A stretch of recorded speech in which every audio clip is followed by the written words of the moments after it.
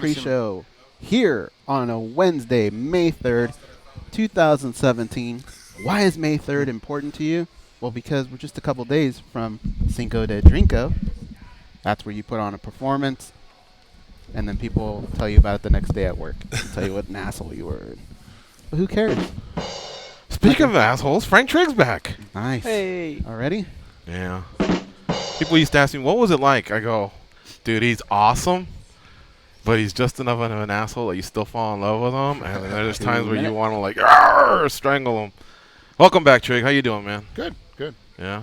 One of the original heels of the sport of MMA.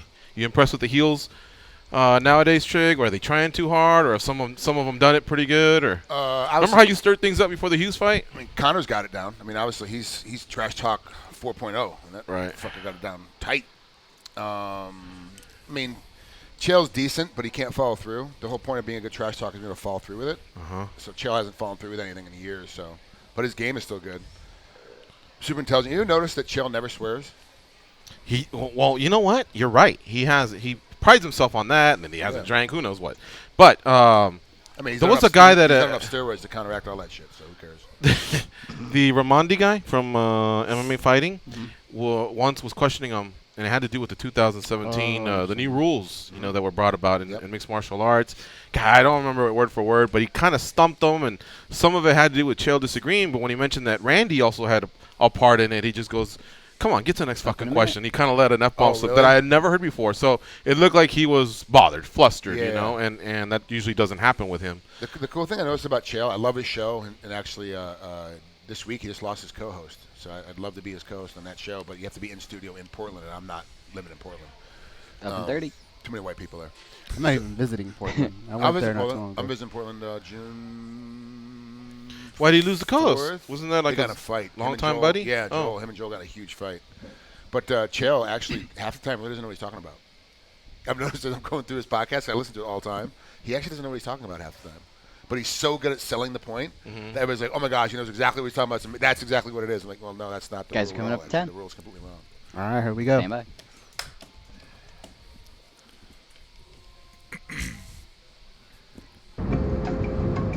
This is your captain speaking. We are making our descent into Las Vegas McCarran Airport. On behalf of our crew, we'd like to thank you for flying MMAjunkie Airlines. Now please fasten your seatbelts and put your tray tables in your upright position because the descent is gonna be a little bit bumpy. Alright, Junkie Nation, it's time to roll, baby, on MMAjunkie Radio with Gorgeous George and Gold. This is what we do and why we do it, baby. All night long, we rollin'! Yeah! The MMAjunkie Radio revolution is upon us. Can you dig it? There's no escape. No escape. Through the vast frontier of cyberspace and through a sea of stars in outer space. One small step for man, one giant leap for mankind. We've solidified our combat communication stranglehold. We are controlling transmission. With the use of MMAjunkie Radio and SiriusXM satellite radio technology. MMAjunkie Radio. Commence transmission.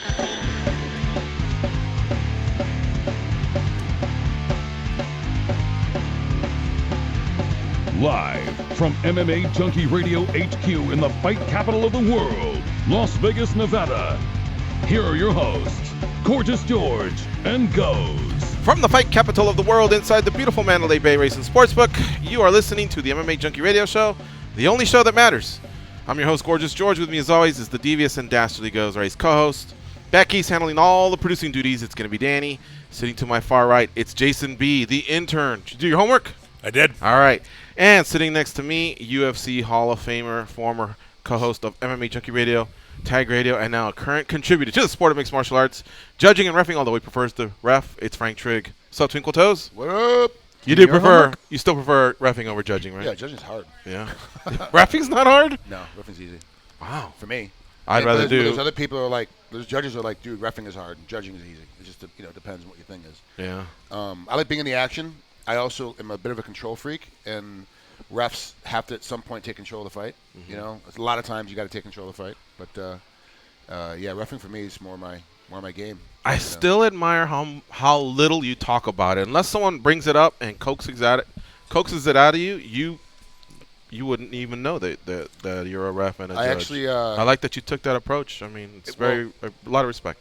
Thank you. The refs aren't there to be seen, and that's one of the problems I have with a couple of the refs that are senior level to me. There's a hierarchy like any job. You know, there's obviously Big John McCarthy's the top of the food chain. So, no, we beg him to be on the show. Hopefully, you don't mean him because we're dragging him on this show. Who? Big John. Well, yeah. No, you just had him on last week. Yeah. I've listened to that's half the time. I didn't know if you were implying that he's one of the divas. No. So I'm saying like there's a hierarchy within it. There's a couple of guys that are senior level to me, with John being at the top, who's not this person at all, but they spend a lot of time of trying to be on camera when they're reffing. I see. And my whole game is like I don't want you to know I'm there. I'm just trying to hide out. And you know the cut men have also gone through that phase. I think bit, a lot of them wanted to follow what Stitch and Leon had done, and even House, and a few of them.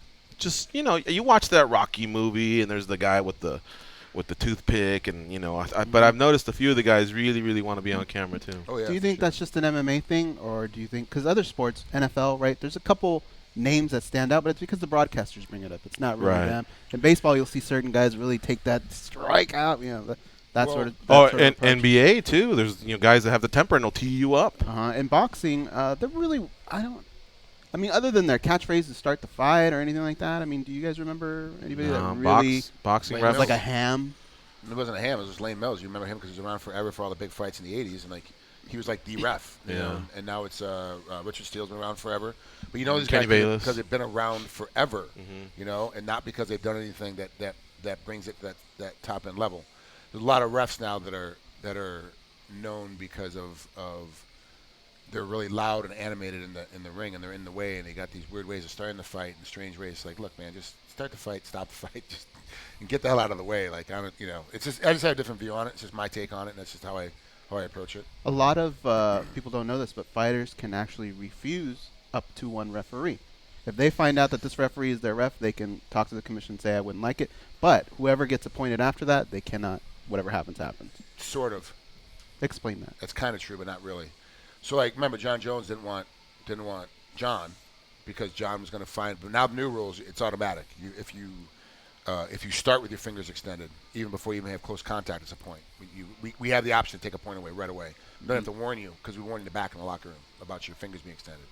And John had already started getting that rule written out in the ABC. Just hadn't been voted on yet. But during that fight, this was obviously before John got suspended and all that crap. John was going to be his ref, and he's like, somebody asked John, do you care or whatever? And he's like, it's not up to me. It's up. I don't ask for the assignment. The assignment is given to me. So if the assignment is given to me that I have the main event and John Jones happens to be in the main event, then that's just what it is. You have to put in for it before the commission hearing. Yeah, that's what it is. Before they put out the list, right? John came in after he saw that it was John. Jones, after he saw it was McCarthy, said, I don't want McCarthy. And John's reaction was like, it's up to the commission. They want to pull me off and switch me. I'm okay with that. I don't care. Because John really doesn't care.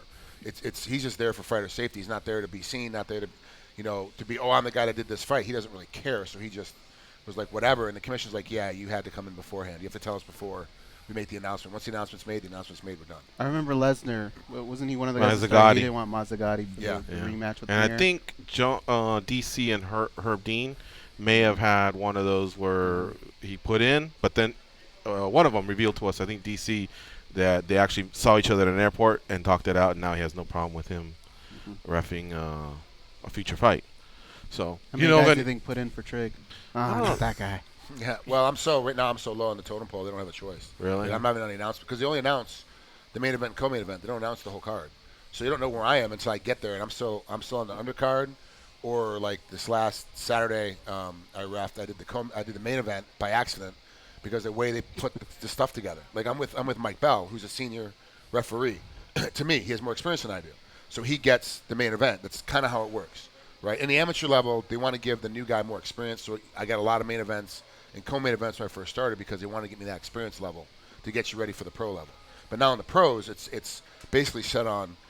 If you look at a team of John McCarthy, Jason Herzog, Mike Beltran and Frank Trigg. Who's going to get the main event? McCarthy's getting the main event. Who's getting the co-main event? You could split it. Could split it between Beltran and Herzog, depending. It kind of makes sense. Who's doing most of the undercard? Frank Trigg. That's just where I belong, and that's just how that space works. But they never announced that. They never tell anybody, hey, here's your 5 refs, or your 4 refs, or your 2 refs, or your 3 refs.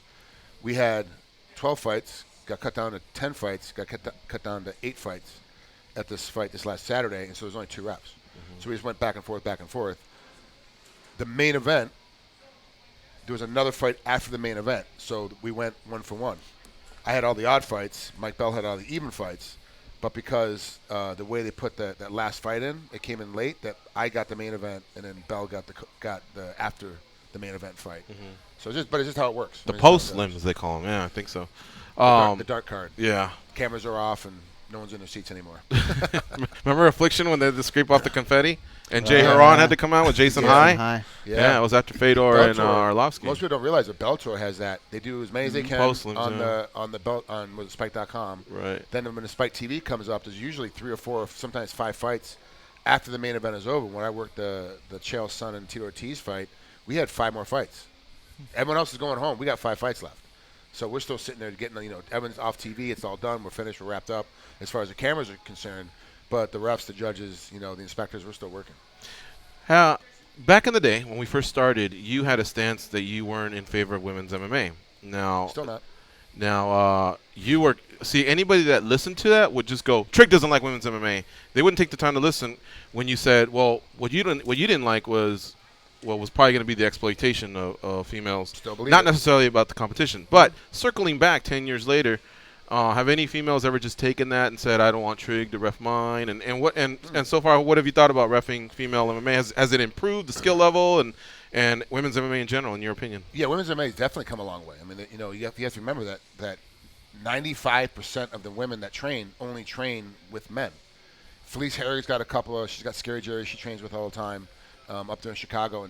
And so she's got a female partner. The girls at American Top Team have a lot of other female partners to train with. Joanna Jezerczyk is their training right now, so she's got like Jessica Aguilar is around, and all these other girls are around about the same size, so they have some of the girls, but most women only have guys to train with.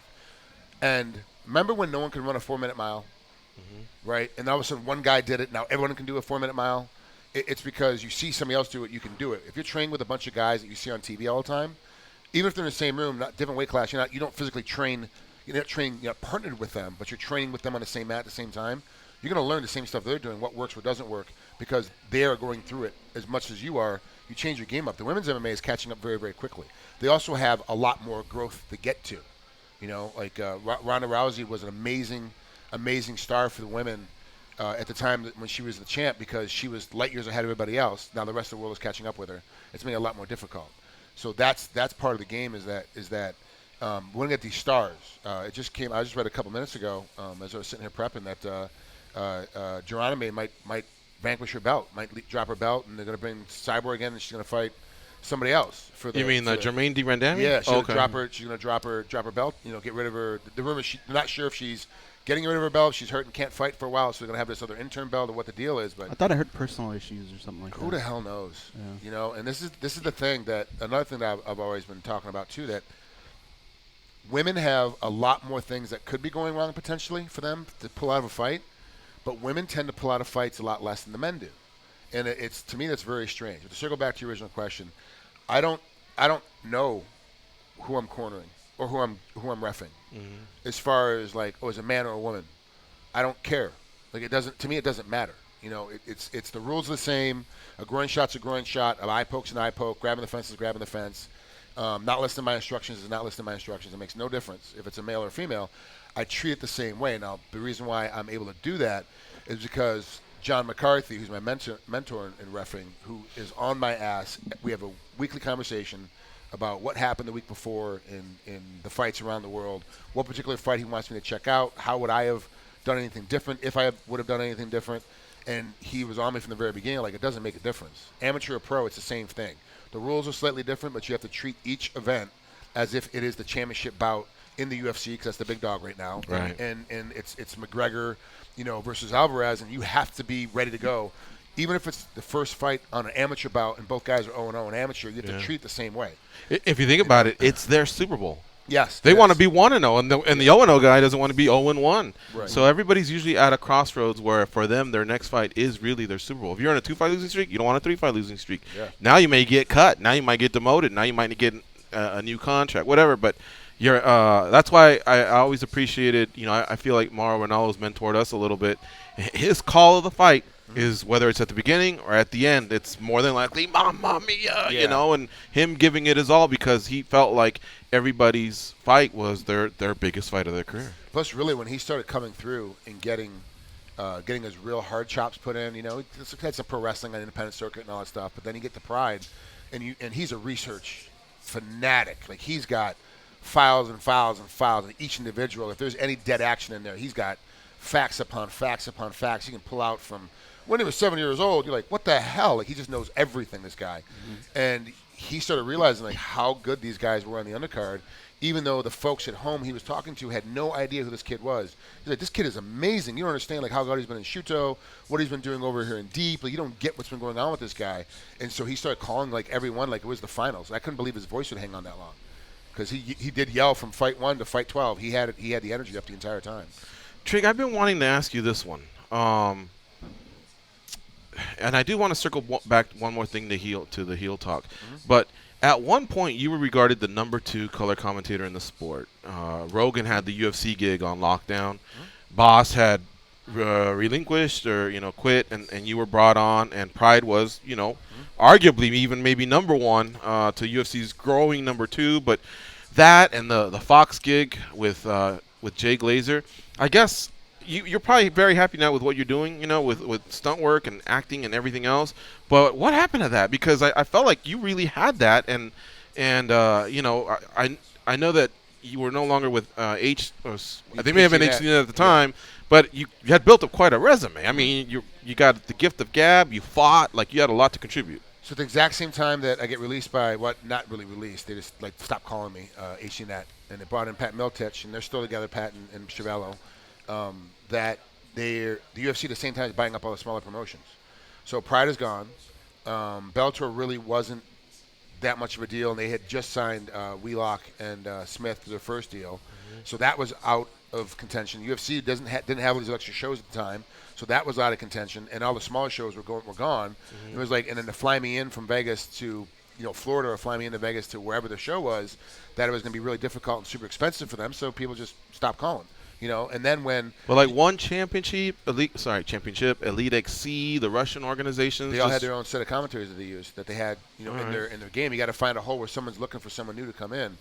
And then do you still want to do it? Oh yeah, I do. If somebody called me, he's like, "Hey, would you do it?" I get hit up, all the time. Like, I talk to Bama anytime that I know that their commentators' contracts are coming up, or they get ready to do a new TV deal. I always hit up Jude Samuel again and go, "Hey, look, if there's a spot, let me know. I'd definitely like to come back." But it's just not happening. And, you can't sit around and wait for the phone to ring, so you have to go out there and make your own way. And it just turned into, now it's stunt work and acting. But if somebody came up and asked me to start doing it, I absolutely would do it. And like with the UFC, I was not under contract when they started getting all these new shows and putting these new desks together and got the Fox deal. And they only wanted guys that were under their fight contracts that they wanted at the desk. And so that took care of that, so that pushed everybody else out. And I'm still friends with George Greenberg, who runs the joint, and he's like, "Yeah, we'd love to have you on, but that's just their rule. They want people underneath their fight contract." Well, now Eve is stepping in, Edwards, so perhaps you can pick up that phone? He was under the fight contract when he signed. He was still fighting for them when he signed the deal. Grandfathered in, and he's still under the same contract. It's still but they only guarantee him for a while it was like 3 or 4 fights a year, 3 or 4 gigs a year of doing that, of commentating, and now it's stepped up because some of these other guys are having to fight and train and do PR tours and all this other stuff, so they have holes. So he's going to step in. There's no real space. And now it's difficult to have me come in and commentate if I'm reffing. Like, what are you going to do? And then you got to make a choice. I can't do both. I got to do one or the other. I can't be on both sides of the fence. Like, if I'm going to commentate, then I have to stop reffing and only commentate. Because that now it becomes biased. If I ref that guy before and I'm commentating on him now, I have an unfair advantage. I'm going to be more biased than normal towards or against him. So it's not a fair assessment. So you got to have a different guy in there. I want to go back to reffing for a second. Does size matter in reffing? In other words, is Mario Yamasaki, is he at a disadvantage if, say, he were reffing Stipe Miocic and JDS? Yes, it does, but it depends on how you do it. So my mechanics for stopping a fight are the mechanics that John would use against a heavyweight. So John obviously has a huge amount of time. When I say John, obviously I'm talking about McCarthy. And Herb Dean, same. They have the same mechanics to stopping a fight when it's two big guys. I use the same mechanics, and because I'm physically strong enough to do it, I can push my way through. So me reffing, I did a heavyweight this last weekend. I think I have I'm reffing a fight in Ventura County on Friday. I apologize. I'm not sure. I saw that. I think Chris Beal, remember him? Yeah. I think he's co-main event. Okay. And I'll have a heavyweight on that one for sure because there's a couple of heavyweights on that. And it's just size does matter, but you also have to know how to stop the fight. The mechanics of getting a rear naked choke off of somebody of that size and that nature, and having the strength to be able to pull that arm off and get the guy out of danger. A guy's got an arm bar on, knowing how to break the arm bar and get the guy out of danger when you're calling the fight off, and it's very difficult to do if one, you don't know how to do it, which is why we have some reffing problems still that we're still trying to fix throughout the country and throughout the world really, and why that a lot of the refs that you see during the heavyweight fights are bigger. They might not call me up to do a Stipe fight. It ain't ever. Just there's like, it just looks weird on camera. You're so short and so much smaller than these guys. We just want to have a bigger guy in it. They might always call the bigger guy in to do it. But I have full confidence. I have enough strength, enough power, enough ability to get in there and bum rush guys off. I've done it with you're guys. a 200-plus guy now, right? I'm right at 200. Right yeah, now. You can do so, that. And I've jammed guys that are like every bit of 300 pounds coming in fight night and like pushed them over. Hey, what's your move in case someone doesn't let go? Like John's crushing people's windpipes. Same. He did it to Ortiz. Yeah, is that yours? Yeah, same. Okay. Same. That was his move before reffing. Yeah. That was his move to get you to leave the club. Have you not seen the new documentary they have out about the LA riots from 25 years ago? No. I caught bits and pieces. I want to start from the beginning though. I've seen that it's out. That's why John is so richly famous in LAPD, is because he was like, we got to go stop stuff. We have to get our city back under control. And he went and worked his ass off for like 5 days straight with very little break and just kept going out there and doing it. And it's like that's where a lot of his techniques are for stopping fights, because he was stopping fights every day. I wish we would have had somebody that knew how to break up arm bars. Do you remember that one guy that was arm barring and noogie? The guy from Headblade at the Playboy. Oh wait, that was Yeah, you. that was me. Oh, Yeah. never mind. All right. Stop it. I have a question that I want to pose to you, but I also want to pose it to the audience and you guys. Okay. All right. Your fight with Matt Hughes went into the Hall of Fame for the UFC. Who do you believe should be next? We're up to you. Henderson and Hua. Henderson and Hua. So that's a great fight in San Jose. That category, Oh. I was sitting at home on my computer. They made the announcement because I still get the press releases from the UFC. My email's still attached to that. So I got the press release. I read it. I was like, oh yeah, 100% it's Henderson and Hua going in. 100%. This is the fight that's going in. Even with all the parameters and the stipulations behind it, everything that has to happen with it. Like there's a certain amount of things that have to happen for before it can be up for nomination. I was like 100% that's the fight going in. And like a week later, I get Oliver Kopp hits me up from Germany. He's like, hey, pick up the phone. This guy's trying to call you, because I just kept sending it to voicemail. I don't recognize the number. I'm not picking it up. And it's some bill collector looking for some money. I ain't got it. So I just kept sending the voicemail. I was like, pick up the phone. This guy's trying to get a hold of you. I'm like, so I picked it up, and it was like, oh, your fight's going in. I'm like, mine? Like, why is it should have been Henderson and Who? It's definitely Henderson Who is the fight that should be in next for sure. That's a great fight. How about you? Well, I mean, that's a great one. So I'm gonna co-sign. But if they were to go, because Trigg's fight with Hughes was 2005, 2005, right? Sure. Yeah, it was around that time. So if they're going back and then they're gonna eventually get to Hua and Henderson, one fight that just stood out to me was Frank Shamrock and Tito Ortiz. It was in 1999, I believe. So if we're gonna start back and then come forward with it, that's I think you're putting me on the spot. I think that's one I really made me jump out of my seat. Like I just couldn't believe the way the tide turned on both guys. But if you're saying no, just give us a great one, then I'd have to co-sign on that one, because I was at that one in San Jose. Man, I feel like I'm stealing the thunder, but I would have to agree, Henderson and Hua, just because one, just on their own right, that if you're putting that in the wing of the best fights in the Hall of Fame, them by themselves are Hall of Famers. Henderson's going in the Hall of Fame, and Shogun's going in the Hall of Fame. And that fight just had everything you ever wanted: knockdowns, the pace, switching of momentums, and to me, that's the best fight ever. A lot of the times we get like new flavor of the month, like the Diego Sanchez Melendez one, best fight ever. A lot of times you get new flavor of the month, but whenever you think back, to me, that's top of my list right there. So I would have to agree with you guys. Did you say something? No. Well, which one's yours? I mean, Well, I don't know. I asked the question, but I would probably lean towards flavor of the month. I actually really like 2 Diego fights. I like the Campman fight, and I like the Melendez fight.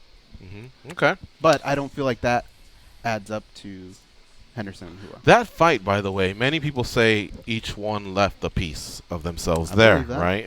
And Baroni told us the same thing. I left something behind in the Shamrock fight. How about you, Trigg? Are there certain fights that you can look back and go, part of Frank Trigg was left behind, and you picked up the other 98%, but you were either never the same or, Hughes 2, Miller, Lawler. Miller. Yeah. He won that fight. Yeah. You don't have to lose a fight and leave something up in the canvas. Well, was it physical or emotional? Physical, man. I had retired, hadn't done anything in like 8 months. Get a phone call, do you want to fight? In whatever 8 weeks or 9 weeks. So I was like, what's the pay? I was like, sure, I'll take that pay. And then I was like, hold on, what weight? Because I'm not going to be able to make 170. There's no fucking way. And then all of a sudden it was like, here you go. We're at it's at 85, so let's go do it. And it was a tough training camp. I was having to train with Forrest Griffin because it was over 200 and under 200 in the room at the time. We're training at the old Zions Training Center, Zions Gym over which here. wound up being tap or throwdown and all that? No, not that place. Warrior. No, it was over on what is that street? It was on Desert Inn and Durango, off behind that bar that's over there in the corner across the street from the park that's over there. What's that? Boca Park or something? No, Boca Park's over Desert Breeze. Desert Breeze Park on the backside. Oh, of that Desert park. Breeze Park. Okay. And so it was under 200 and over 200. I was the only small guy that was that fat that was over 200 still, and I'm having to train with Forrest Griffin every day, who is every bit of 235, and just trying to get back into shape. I got him punching me in the face, so training camp sucked because I didn't get down under 200 until like the last 2 weeks, and then had to go to Hawaii and had cut weight in a while and different weight class and was like not really in shape to cut weight and then had to pull it off. Remember I'd been choked by Matt, choked by GSP, had just come back from a bad ankle injury. Then I go and I fight in the Rum on the Rock tournament. I get submitted by Carlos Condit on a real crappy armbar. I didn't see him switching to it. I wasn't paying attention. He switches to his armbar and I get caught. And I'm doing everything I can to get out of it besides poking him in the eye. And I'm just caught. I can't get out of it. So then I quit. I'm like, I'm done. I'm not fighting anymore because now I'm on this long losing streak. I'm not winning. I'm not in my prime anymore. So let's move on. And then now I got to fight this guy Miller, and he gets on my back the first round, and we're standing up, and I'm like, oh, here we go again. And I don't know if my defense is going to work or not, but thank God John Lewis had worked with me for I was just screwing around, but for 2 months I'd go in to J-Stack to train with him, and it would only be rear naked choke defense. That's all he'd work on me with. That was it, nothing else. I'm like, well, can we learn something else? Like, nope, it's all I'm going to work on. It's all I'm going to work on. And then the fight comes, and I'm like, oh yeah, here we go. I can actually get out of this now. All right, this is great. All right, get down. Yeah, you fought the hands, I remember, and then you also took that tumble that got him out of a position. I've never seen anyone ever do that since him, honestly, and I don't know if that just came from you being off balance or if that was part of it, but you completely shook him off, and that's the fight. Actually, Miller was on our show about a week ago, and he talked about the old days and pride rules that went his way, and he goes, and I remember one that didn't go my way, and I go, oh, I know, I saw it up close, and that was Trigg kicking him in the head, so that was TJ's rules. They TJ Thompson, yeah. Icon, right? Yeah, Icon, yeah. where elbows were allowed, but so were kicks and stomps, which can be seen on Fight Pass now if any of you have it. I learned a lesson from so that fight. I think you cleared so many mental hurdles. Mm-hmm. You broke a streak. You fought the rear naked. I just remember you having this weight off your shoulders. Yeah. And a belt, man. So I think 2 or 3 months after that fight, we were at Caesar's Palace, and I had gone inside. He was outside, and when I came back out, remember our buddy Rodney? Mm-hmm. Rodney goes, "Holy shit, Trigg and Mayhem are there." And I still had that mindset of, hey, if you fight someone, you hate that guy. And I'm thinking, oh, my God, it's about to go down. I go down, man. By the time I get there, these two are laughing and joking. It was 2 months after their fight. Mm-hmm. But that's when I started to learn kind of the chemistry that fighters develop and just the brotherhood. Right. I mean, they were just getting along, and they were able to put that aside. They talked a little bit about the fight. They even joked around and horsed around. But that's the first time when I started to realize, okay, this is now, to be all fair, about hate.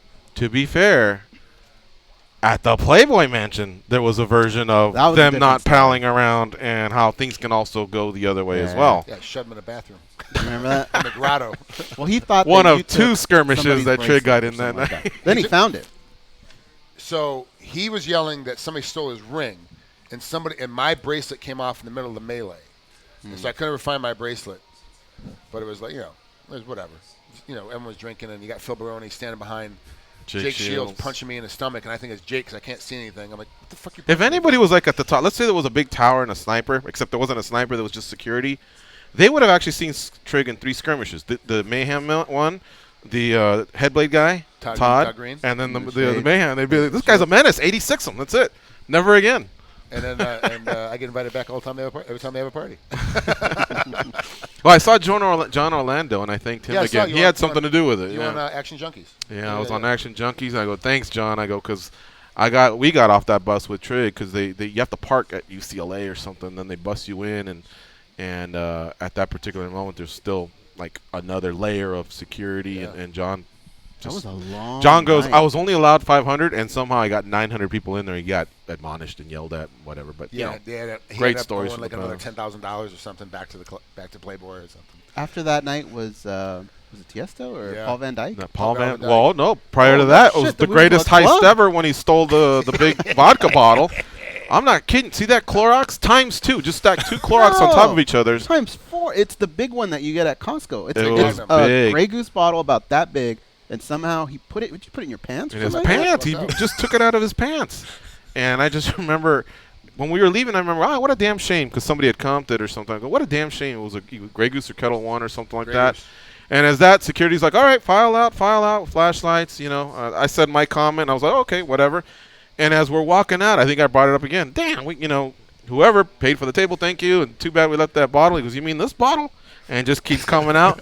And he had the actual bottle. It's not like he was wearing MC Hammer parachute pants. I mean, it was a regular, pair of jeans or whatever. We were all on such a high and so drunk that him holding up that bottle looked like him holding up the Stanley Cup. Yeah. That's the way it looked in our eyes. And then from there, Paul Van Dyke and, of course, Trigg was Franco Harris just bulling through all the way to the front. You said you wanted to be up front. We did. Yeah, but I didn't know you were going to grab my hand like a little kid and pull me all the way Little Brian said he wanted to be up front. I was like, hey, my buddy wants to be up front. Guess we're going up front. I just part of the Red Sea. Let me in. He did, man. We bulldozed our way to the front. All right, we got to take a quick break. We have Frank Trigg in studio here. My man Kenny over there from the MMA Roadshow with John Morgan. Good to see him. Jay from Las Vegas. And, of course, Jason B., the intern. I asked for feedback from Jason B. I go, hey, how's it been after 10 days in Vegas, 7 shows under your belt? And he goes, good. I go, well, give us some feedback. And he said, let's hit the news. I go, all right. So he had some homework, and we have some opinionated people here on this panel. So let's talk about some of the latest news that has come up. Plus, we'll also take your calls at 866-522-2846. And Monster is already on hold. We'll start with him. When we come back, you're listening to MMA Junkie Radio on Sirius XM Rush 93.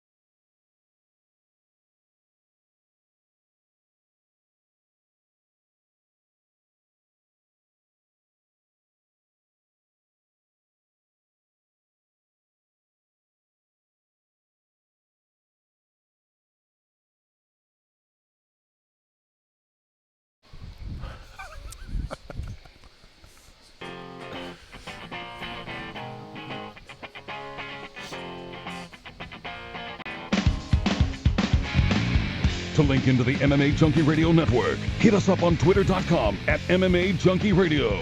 This is MMA Junkie Radio. Here are your hosts, Gorgeous George and Goes. Saturday is Derby Day on SiriusXM Rush 93. Coverage of the 143rd Kentucky Derby starts Saturday morning at 10 Eastern, with Dave Johnson and Down the Stretch. Then Saturday afternoon at 5, we bring you Westwood One's coverage of the Kentucky Derby. It's all on SiriusXM Rush Channel 93 and on the SiriusXM app. Twinkle Toes Frank Trigg is in studio with us, and he's co-hosting the episode. So call in 866-522-2846. You can ask him about anything regarding fighting, commentating, stunt work, and, of course, MMA judging and ref. But first, we'll take this call, and then Jason B's warming up over here because we're going to give him some time. The intern, he did his homework, so we got to reward him. What's up, Hal from Chicago? How you doing? Great, thank you. Trigg. What up? If you allow me to be frank, pun intended. We hear that just about everyone in MMA has used some kind of performance-enhancing drug. And you're retired now, so you think you could share what were the biggest ones that gave an advantage, maybe personally, if you ever used any? What's the deal, like particularly with testosterone? Is it more of a psychological thing? Is it you can train better, or is it more about recovery? Maybe you could share some of your experiences. So when I was competing, remember I came from a sport that we started getting tested at 16. So coming from amateur wrestling, I was on the drug test list since I was 16 all the way through until I stopped fighting. I never did anything, but I didn't have to because I came from an era when Germany and Russia and Iran and Turkey were all getting government-sponsored steroids, and we still had to beat them. So it didn't make a difference to me when I got in. Now I work for a company called Universal Men's Clinic. They have seven clinics throughout the country. And I'm actually getting ready to go on a tour with them again. I'll be in Portland, Seattle, Salt Lake, Tucson, Austin, Hawaii, and I'm forgetting one. Forgive me. San Francisco. Seattle, Portland. Boise. One of them. Spokane. Salt Lake City. Boston. Yeah, anyway, there's 7 of them. And so I've been on testosterone since I stopped fighting as a replacement. I will tell you this, testosterone works. It is 100%. Any athlete that is allowed to take it, it better be all over it. If you have a loophole, and that's like when Henderson and those guys were on it, when the loophole is still available, that they were using it, and that's the reason why now that I'm done, I'm back to it gives you back 10 years. So I'm back to when I was, I'm about to be 47 on Sunday. So like when I was 37, I'm in that same age range and same ability to recover, same ability to work out, the same everything. It's 10 years. So think of me at 40, right? Or 39. I stopped fighting around when I was around 39. So I'm 39. Imagine I'm on testosterone. It's legal at that time. I'd be fighting like I was at 29, which was right at the beginning of my prime. So now all of a sudden you're looking at a guy with that 10 years worth of knowledge base, and then I get to go compete. That's why guys like Vitor Belfort were so good for so long, and now they're not doing very well because they have to come off all that stuff. So a lot of the steroids. So people talk about steroids and performance-enhancing drugs. Like they're gonna make this guy bigger, faster, stronger. Like Barry Bonds was not able to hit the ball any better because he was on performance-enhancing drugs. He was able to hit it further. Right, gave him more strength and power, but that eye-hand coordination to hit the ball is not increased by performance-enhancing drugs. That's time in the box. This is how it is. The real reason why athletes take performance-enhancing drugs is to be able to recover between practices, because you start finding out there's a finite time between workout and recovery. If you don't get enough recovery, you can't work out the next time, or if you do work out, you keep falling apart. So a lot of this stuff, if used in conjunction, works really well. The problem is the long-term effect, which is why it became illegal. The stories abound of the East German swim team, female swim team, that they were given so many drugs that 3 of the women are now men. Like they gave them so many performance-enhancing drugs in the 80s that they're now men. And it's just like, it was crazy, but they won all the golds. They won all the stuff back then. Ironically, we had a male that won a gold, and now he's a woman. Yeah, he actually won, but he won decathlon. He won 10 events. He won 8 of those events. So it's crazy, like what drugs do in the long term. And so the thing is that it's got to be doctor regulated. You've got to be under high protocol. You've got to have the blood work done. You got to do all these things to get it done. So if you're over the age of 35 and or if you're like military guys, like right now there's a lot of military guys that are coming back from overseas, and if you're 25, 26 years old, your testosterone level should be like at 1,200 or 1,300. Just blood draw right away, boom, there you are, like doing nothing. If it's coming back at like below 300, there's a problem, and it comes in from our military guys, and part of that goes to stress levels from PTSD, stress levels from being over there. Remember, every day you wake up, every morning you wake up, you say hi to your buddies, you have a cup of coffee, you're sitting down eating chow, and all of a sudden you realize, like, today's the day I'm going to walk on an IED. Today's the day I'm going to get hit by a mortar launch. Today's the day I'm going to get shot. Like, today, this is real. This is reality. Having that high stress level for months and months, sometimes years and years on end, it destroys you. At a high stress level, drops your testosterone levels. And I have friends of mine that are in the military that have come back, and they're like, way younger than me, and they're like, dude, I can't get out of bed. I can't function. I don't know what's going on. Go get your levels checked. And part of that also, too, with, like, ex-football players. Because in a high, hard-hitting, hard-action sport, but it's head trauma, they come back, and when they retire, their bodies fall apart. They can't figure it out. And it's because of testosterone. Part of the reason is that their testosterone levels are dropping down. If you did a pie chart, how much of it is physical, how much is it mental or psychological? It depends. Each case is different. I mean, everybody's different. There's guys out there that mentally, I want to get up and go out all the time. I want to still, I feel like, hey, yeah, I can still fight. I can absolutely still fight. I can still hang with those guys. Like, come on, it's nothing. GSP's making a comeback. He hasn't fought in 3 years. Crap, no problem. I'll be able to hang with him this time. My ankle's good. My shoulder's better. Like, my back doesn't bother me. My neck is okay. 100% going to hang with that guy. Physically, I can't. But mentally, I think I can. And there's some guys that are complete opposite. Like, physically, they can do everything, but mentally, they can't get out of bed. They don't want to. They don't want to do things. It's tough. We just had that Disney star that stopped being an actor and left and went into the military. Gets out of the military, does 2 tours in Afghanistan, comes back and commits suicide. And shoots himself in the chest in the car. You're like, well, what the hell? Like, this guy had everything. Was making great money as a kid actor. Goes into the military because he chooses to. He's like a Pat Tillman type guy that goes in and he chooses to leave that money behind and wants to fight for our country, and then comes back and falls apart. Like, what's going on? Like, what happened? So a lot of that's got to do with testosterone. But then you start talking about these other things that people are getting popped for, like Winstrol and Anadrol and all this other crap. Like, that stuff is just bad for your liver, bad for your body. And you have to look at the reality of it. Am I going to be 2% better by taking this? Will I be 3% better when I'm taking this? Will I be 20% better when I'm taking this? Like, what's the differential versus how long is my liver going to last while I'm on this stuff? How long is my body going to last while I'm on this stuff? Because the stuff does have bad side effects. Most of it does. Testosterone doesn't if you're using the right doses and how you train it. Human growth hormone, same thing. If you use it in the right dosages under doctor supervision, it's fine. But if you start abusing it, and trying to, like bodybuilders do and these guys do, because they're trying to have a particular size, a particular look, then yeah, your body's going to fall apart. It's detrimental after you're done competing. But 100% this stuff definitely will help you recover and get you better during competition time. But that's why the regulation takes it out and doesn't allow you to use it, because every athlete will do if 1 milliliter or 1 milligram a week is good, then 3 milligrams will make me even better and I'll be the champ. And you just keep overusing until your body can't handle it anymore. Hal, do you have a follow-up to any of that? I would just say, to answer your question, Gigi, with the soldiers, a lot of that is due to traumatic brain injury because, the hormone system is regulated, right? The endocrine system starts in your brain, and so traumatic brain injury is why a lot of those guys, if you treat them with testosterone, they actually show dramatic improvement. And instead, a lot of the guys are getting these garbage antidepressant, bunch of pills and stuff thrown at them when a little dose of TRT would help these soldiers. But like Trigg said, those guys are the ones that are under 300. You are a stunt.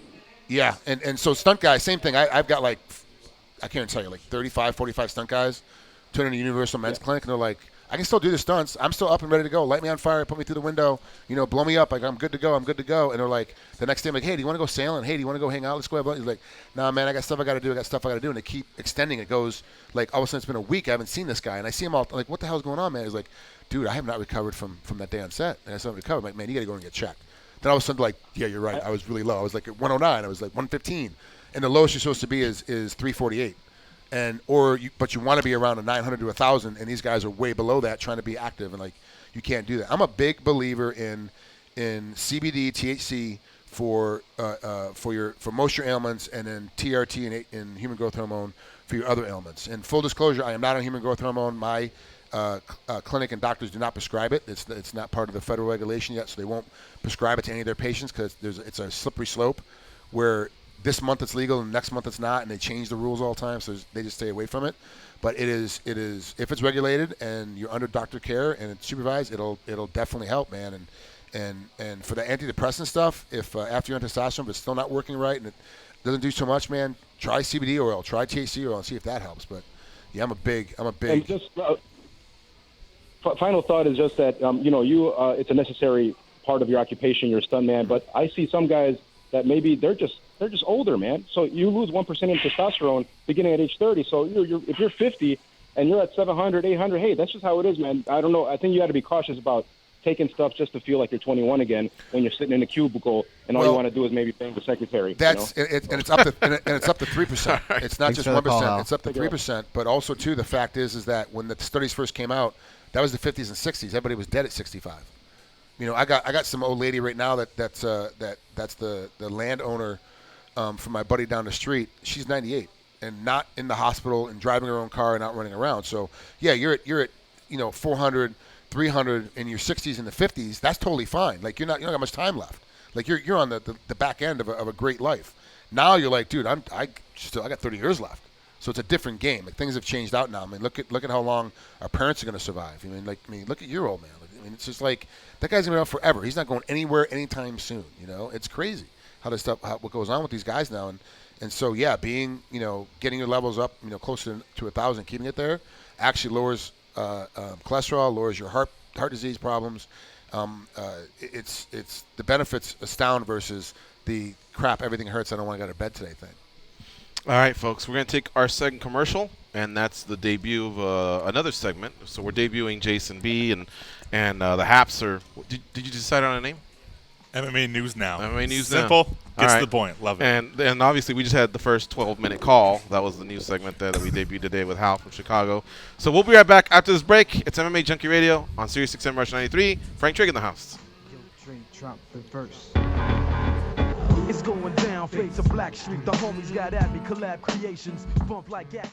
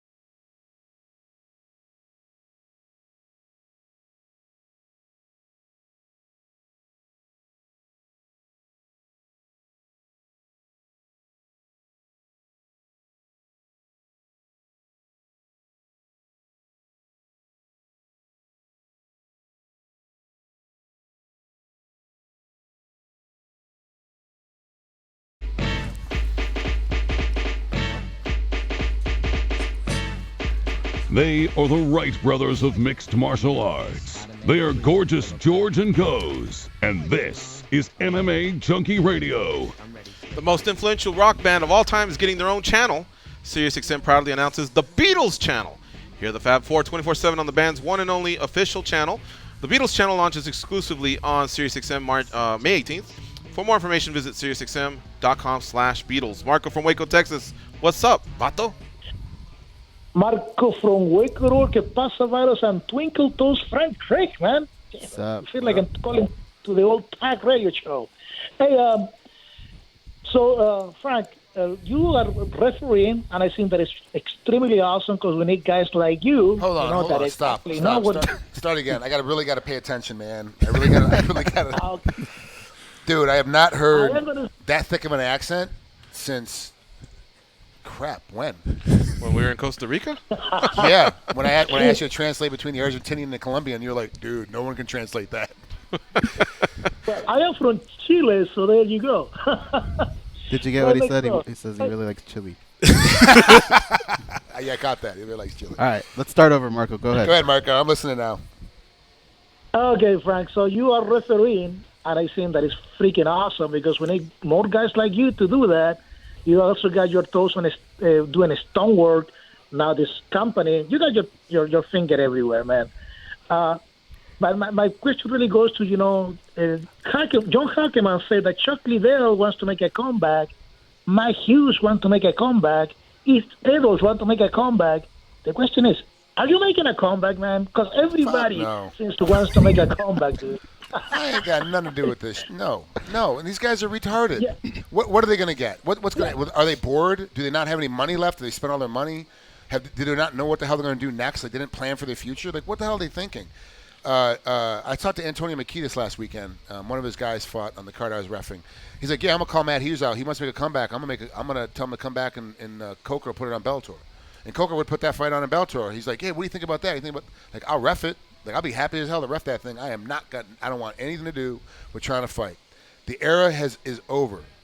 Our athletic careers are done. Be done.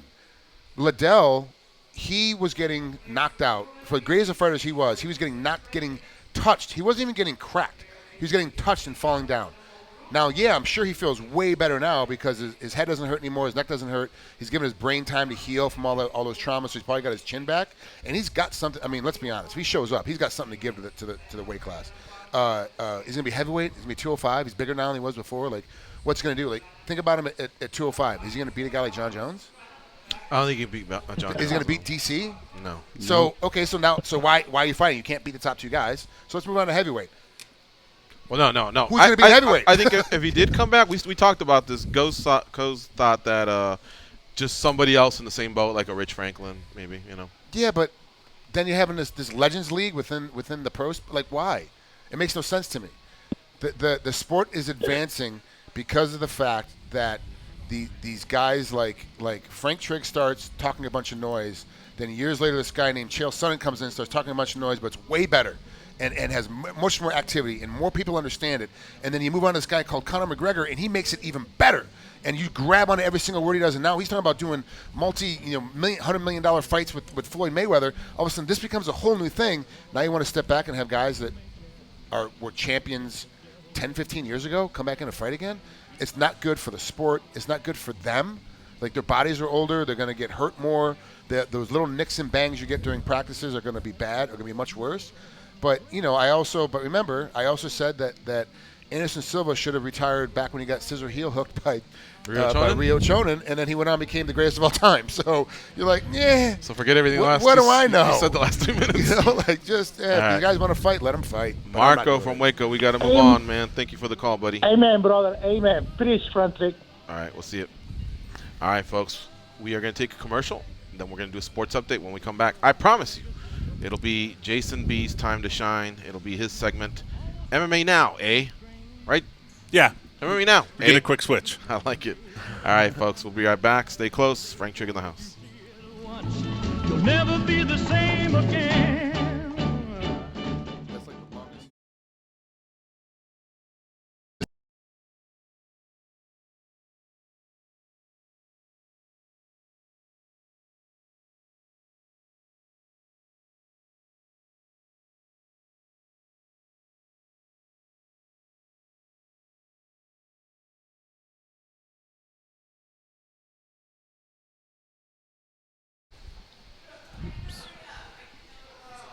guys.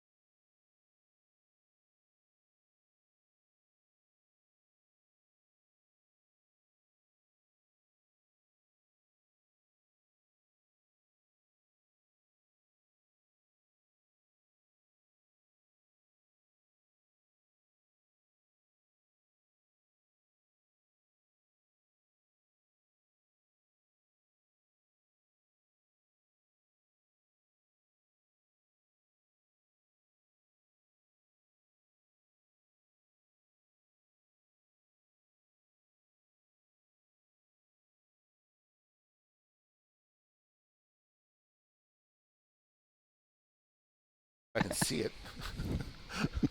I can smell it from here. Does that count?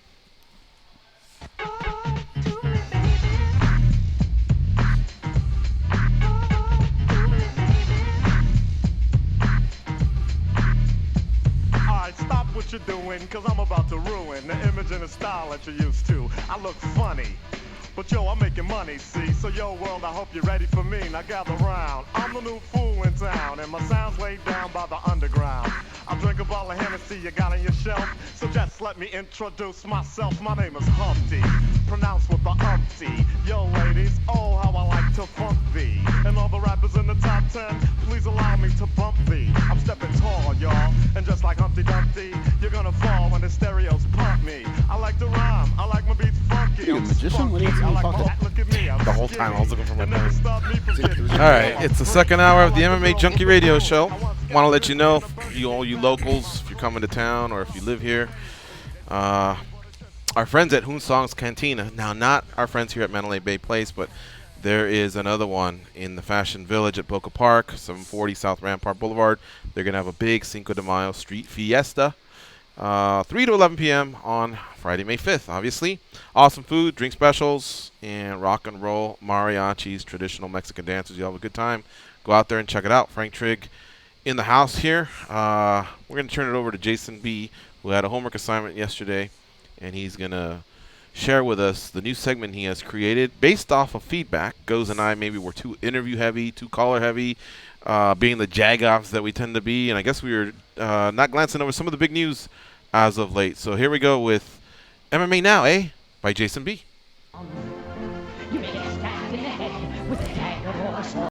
You may be burned to death or skinned alive or worse. But when they torture you, you will not feel the need to run, although you die. La resistance live on. So I don't get like DMX like Danny does. Danny comes every morning to DMX and I get this? Yeah. It's okay. It's And if okay. things go wrong, we're going to blame all of Canada, and then you got to go back and answer to Canada. At least they're nice over there. All right. They'll just give me a pat on the back. It's okay, man. Don't worry about that. Hand me a Timmy's. Don't worry about that. Yeah, don't worry about that. So we're in May, and we're a month away from UFC 212. So in Rio. In Rio de Janeiro. Yep. Aldo, Max Holloway. And, of course, you got Claudia fighting on that. But Anderson Silva was supposed to versus Kelvin Gastelum, which I was really excited for because Kelvin's been looking good, especially with that move up weight. Yeah. Anderson Silva, he's not the same as old, but I still enjoy watching the GOAT, in my opinion. But since Kelvin fell out because of his thing with USADA, they've been searching for weeks to find a new replacement to Anderson. I guess we're coming a month out from that fight. He's a little frustrated, so he went on to say if the UFC doesn't find him a fight, he's going to retire. But an interim fight, right? But an interim fight, yes. So he says he wants an interim title fight against Romero at 212, or else he's going to retire. Now, here's my thing, which I understand. I'm not a big fan of interim titles. That's not really my thing. But with this whole GSP Bisping thing, we don't even have a date set up for that. We don't know when that is. GSP came out and said, "Oh, maybe I might fight in New York City," but who knows when that's going to be. Do you guys have a problem with Anderson versus Romero for an interim title fight, even though we still have a matchup that's set up but doesn't have a date between GSP and Bisping? Would you like to see an interim title fight in the middleweight division? I just think the fight in general doesn't make sense. I don't want to see those two guys fight. Do you? Well, Anderson's 1-4-1 in his last 6, and he did beat Brunson, so that's the one win that matters. It's in the middleweight division, but you have a healthy champion in Michael Bisping, so I don't see why you would need an interim belt. What sucks is Bisping is waiting for GSP, and Bisping's come out and said, I'm not going to wait for GSP. I call the shots. And I would say Bisping call the shots. If GSP, I heard the same thing, doesn't want to fight till the fall, which is October, November, come on, man. You're holding up, your opportunity to go out there and make some bank, and he should be fighting Yoel Romero. So, no, I'm not feeling it. I am feeling Anderson Silva speaking out a little bit and wanting to call his shots for Rio, but I think he has to loosen up a little bit. It shouldn't have to be for an interim title because Kelvin Gastelum wasn't going to be for an interim title. So why should this one be? Why he can't have an interim title if he turned down Luke Rockhold? They offered him Luke Rockhold, and he said no. So now I was thinking, like, well, I'm going to move up the rank and go fight Yoel Romero. No, I'm demanding it. Pump your brakes, buddy. Didn't work like that. And I agree with you. The fight's going to come at some point. It's up to Bisping at this point. Bisping's got to go. Look, GSP, should have got off the pot. Or I'm going to move on and fight somebody else, and you lose this, you can go down to 170 or do whatever you want. I'm just not available. So should Bisping go out to the UFC and say, look, if GSP doesn't want to fight to the fall, find me someone else. Give me Romero. Let's fight sometime during the summer. But they've been building the GSP Bisping, so they can't really just, exchange someone. Let's be honest. Bisping is a master. He can't beat Romero. He got lucky with Rockhold. He had his rematch with Rockhold and get destroyed. He's a master at this game. He knows that he's got the best shot against GSP. Right when he comes back after the 3-year layoff, he can establish himself as a great champion and knock off GSP's bid to be the greatest of all time. It's smart on Bisping's side, but I don't care how much they're hyping. We're at a weird time right now. They're hyping a boxing match that's not signed, and it's supposed to be like the best boxing match of all time. And one of the guys has only fought amateur boxing, and that was 15 years ago. And the other guy is the greatest of all time in boxing, but we're hyping this fight already. Makes no sense. So them hyping GSP and Bisping, goes along with what's happening right now in MMA. But the reality of it is that if they got to pull it, they got to pull it because they can't keep dumping money into something that's not going to happen. One, marketing-wise, but two, you're hamstringing a weight class. Stop one that's finally thriving because Anderson was dominating for so long, and now it's healthy, and there's so many great contenders there. So I would say, Bisping's got a gym that's flourishing with Cub Swanson and Costa Mesa. Apparently, they have 600-700 members already. He's got a separate podcast. He's got the show here on Sirius XM Channel 93, like ours, the Countdown that's doing well by all accounts. Got the Fox gig. You know what, man? I know there's an extra $1 million to be made by fighting GSP, but how about just rolling the dice, get out there and shove all your chips in, and try and beat Yoel Romero. And if he does, I bet you his superstardom even rises more because he'll get more credit for being Romero than GSP. And if he believes it the way he says, he says it, and he makes it happen.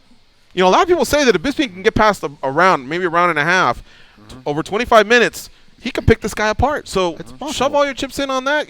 I believe that his future is already set. I think he's made some good decisions, or maybe the management's helping him out, or what. But that's what I would do at this point, and come with that position of power and say, sorry, GSP, you missed out on a big payday. Okay, so let's talk a little bit about something that Trigg brought up, reality.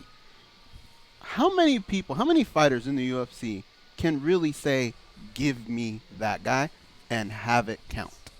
Because I think a lot of people can say it, but I'm not so sure WME, they don't bend over for just about anyone. There's only a few people I think can do that. Ronda Rousey, Conor McGregor, maybe John Jones, maybe Daniel Cormier, but who else can actually say, give me, and get results from that? I don't think Michael Bisping's that guy. He can say it, but I think they're going to come back and say no. I would say GSP appears to be one of those guys.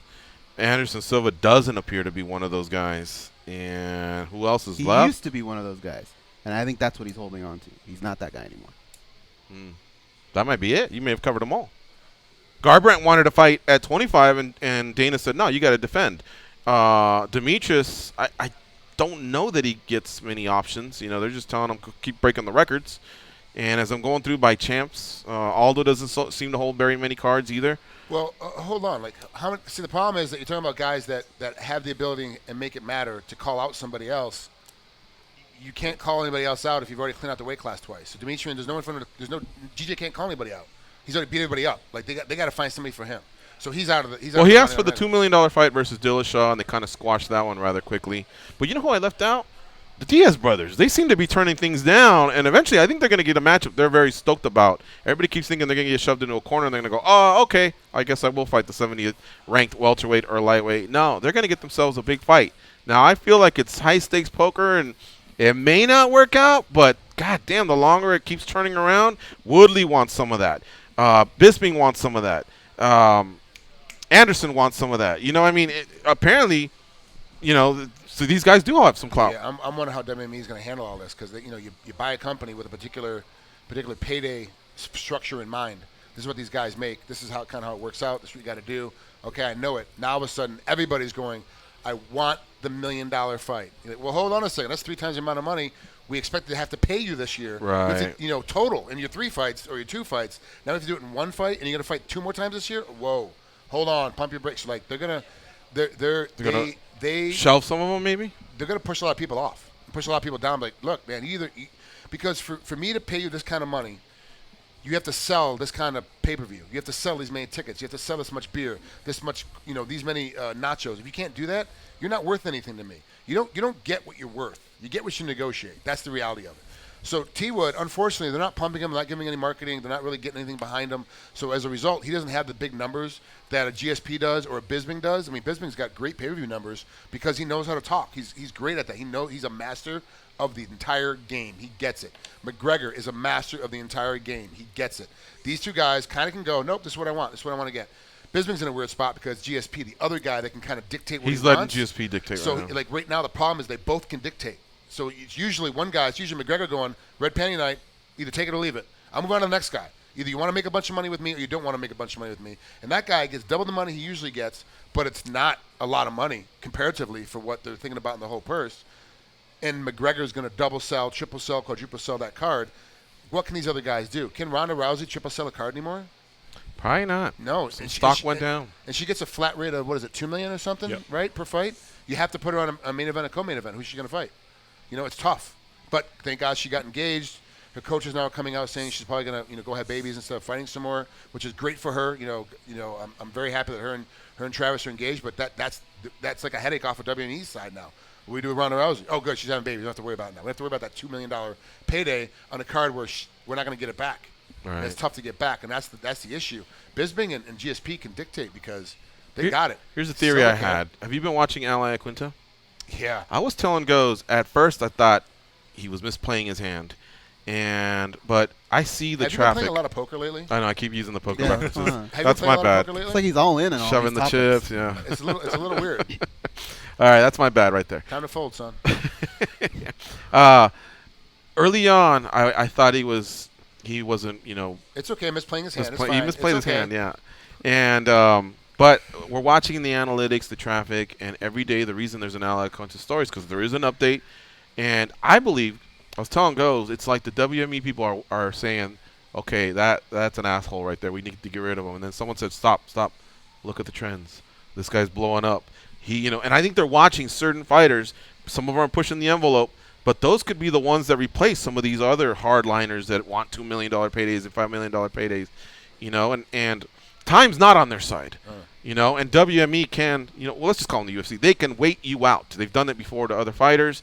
And if in the meantime other people, grow up and become superstars, then guess what, man? The ship sails on them, and they just continue going. They just continue moving. I'm using Iaquinta because he's just the hot ticket, but Masvidal I think could blow up by beating Maia. I think Cody. I mean, with the way he just was mocking Dominic Cruz, an all-time great. If he can do the same against Dillashaw, and they have a great run on the reality show, he might be another guy. Joanna just keeps getting better and better. Francis Ngannou just moved to Vegas. Yeah. He's a heavyweight that the UFC's watching. 5-0, right? Ngannou? Something like that, yeah. So there's just possibilities for them. Little fires that they're stoking, and if they work out, then guess what? The other ones just get to take it or leave it. Yeah, and I think unfortunately right now for the Diaz brothers, it's gonna get to that point very quickly. Take it or leave it.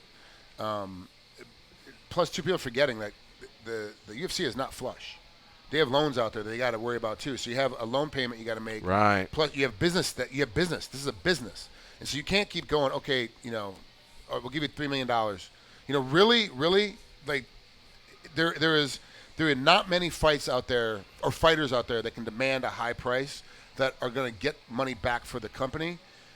GSP, Bisping, McGregor. Circling back, could this just be a business transaction? We know he's not going to compete for a title, but if he says, pay me $1 million and I'm good, and the UFC does their analytics and go, well, we can make a certain amount, a boatload, fill up a card, and give Liddell his shot, could it be a business transaction? They could put him on a pay-per-view and make him the swing bout, the fight before the co-main event, and put on one big title fight above it, and then one number one up and coming for the co-main event. And they definitely get their money back on a mill from Chuck Liddell. But I got to be honest with you, man. Chuck is worth way more than a mill. Fighting with his experience and his time in, and So it's a question of what's he going to negotiate for. But it's Dana talking to Chuck now. Yes, because he just lost $20,000 a month. That's the rumor that he was getting from Zuffa, which sold, and now he no longer gets that paycheck. And so Hughes, same thing. Hughes is getting a little bit less than that, or same as that. Right. So now all of a sudden you fight. Hey, I make you some money. Put some money in my pocket. Look, I ran a battery of tests. My speech is great. I'm training. I look good. Come on, let's do this. I'm clean. I'm in USADA for the 4 months where you got to be in it. Yeah. As long as they give him someone else in that same boat, someone in their 40s, a legend. The Franklin name was tossed out by you. That was a great one. Is Franklin wanting to come back? Well, we're just trying to figure out things that would even make sense. Oh, okay. I was like, is Franklin? I mean, I don't know. I would say Tito, but Tito's kind of with Bellator, even though the contract apparently finished out, and I guess they could make it, but he sounds like he's done. But Franklin left with one fight on his contract, and he really wanted to do the fight, and then he realized, man, I became a world champion. I'm with one championship. I'm just going to retire now. But you never know. You check in on someone 2-3 years later, and maybe they get tired of living in Singapore. Maybe they get tired of doing that. Maybe the competitive juices are flowing. Or they see these McGregor and Rousey and whoever else paychecks, and they say, hey, $3,000 could put these two kids through college, pay off this mortgage, get us a summer villa in Italy, pay off the cars, whatever, school loans, I don't know, whatever's out there, tax problems. I don't know. What's next, Jason B? So you mentioned two names, Woodley and Diaz. Now, Woodley came out and said, I'm waiting here. Fighters say anywhere, anytime. but no one's stepping up right now. You have Masvidal versus Maia, and that's considered the number one contender for the title. Now, that's going down, and let's just say something happens, someone breaks a hand or something. They're probably not going to be ready to go anytime in July like T. Wood's asking. There's no way. So, do you guys have a problem with giving someone like Nick Diaz a title fight against Woodley in July, and then, let's say T. Wood beats him, comes out, and the winner of Masvidal versus Maia, they fight sometime in the fall. Now, a lot of people don't like that because a lot of people think, well, why does Diaz get to walk in? You got someone like Masvidal who's been active, been looking really good. So does Nick Diaz deserve a shot like that? He is a big name. He's a trash talker. And if Woodley wants to sell a fight and get money out of that, that's the guy to go with. But do you guys have a problem with Woodley taking a fight in July, knowing that Masvidal and Maia are still there? Nick doesn't deserve the fight. No, because he's However, also... we are in the entertainment era, and the rules are changing. Yep. So I could see something like that happening.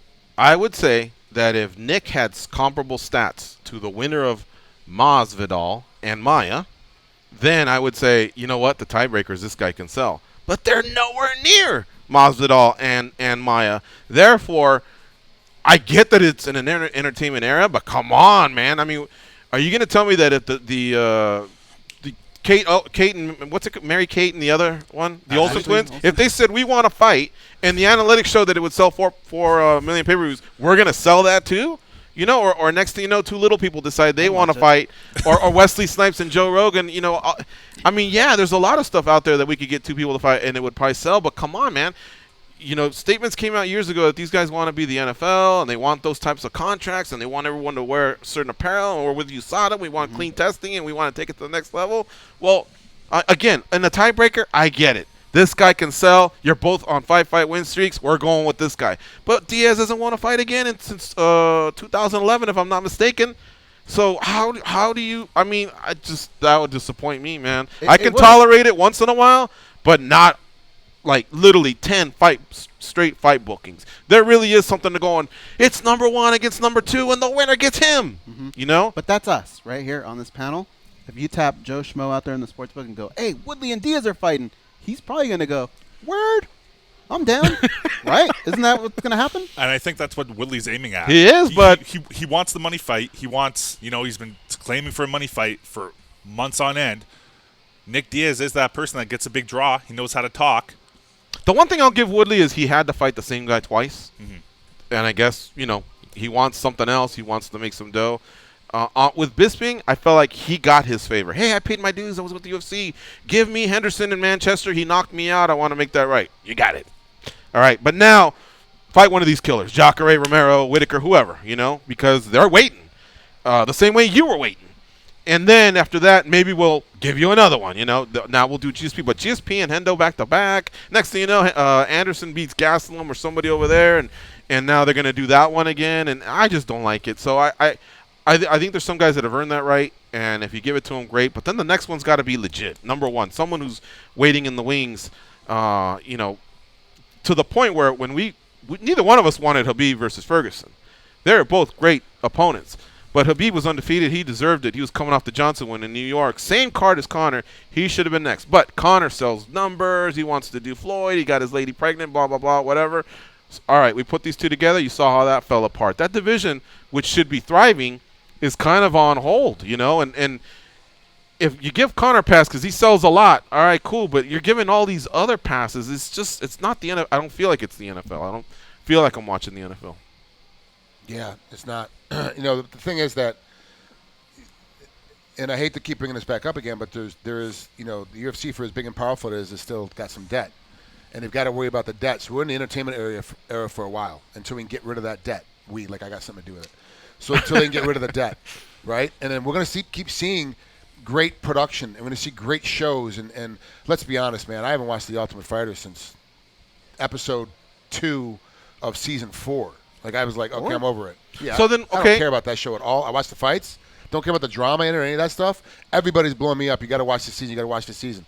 They're making stuff happen to get people, to get more eyeballs on it. They're trying to make bigger TV deals. They're trying to make bigger things happen, and it's working. But the reality of it is, when you have a guy that has been retired for 3 years come in and say, I want to fight, and I want to fight 185, and I want to fight for the title shot, and they go, yes, you are now, rankings mean nothing at all to anybody. It means nothing. We are only worrying about what will this fight create us for income. So now the fighters are getting smarter, going, you want to make income off us? We want to make income off of you. Let's work this together as a partnership, as opposed to, hey, I signed this contract. This is what the contract is. I'm supposed to get 50 and 50. Hold on, I'm fighting Conor McGregor. I got to get 500 and 500. Like, you got to switch these numbers up, right? This doesn't make any sense. And they're like, okay, we'll do it, because we know with Conor, we're going to pay him whatever we pay him, the ass load, truckload, or whatever, plus the new, silver Mercedes we're going to give him, plus what was going to cost us for his opponent. We're going to make all that money back. Right. We're not worried about it. They are worrying about paying the bills and refilling the coffers. The new building, the new sports complex is expensive. They have the top of line. Everyone's seen the CNN report. It's all top of the end stuff. It is legit. It's not middle ground. They went all out on this stuff.